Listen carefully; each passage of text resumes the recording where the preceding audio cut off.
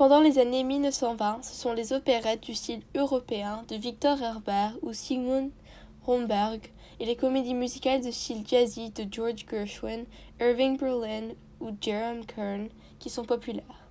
Ces trois derniers et plusieurs autres sont ceux qui ont intégré le blues, le rythme syncopé, rythme jazz, dans la musique populaire américaine. Ils apprennent le ragtime, l'opérette, les blues et intègrent le jazz dans les années 1920 et le swing dans les années 1930. Dans les comédies musicales des années 1920, les livrets sont courts et sont souvent écrits spécifiquement pour des célébrités comme Victor Moore, Marilyn Miller, Fred et Adele Astaire, etc.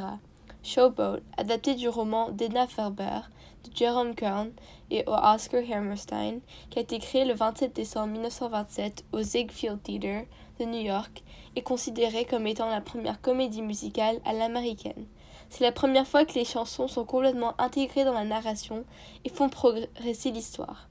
Jerome Kern, le compositeur, utilise des styles différents pour s'adapter à chaque personnage. Pendant les années 1930, la comédie musicale du jazz est dominante.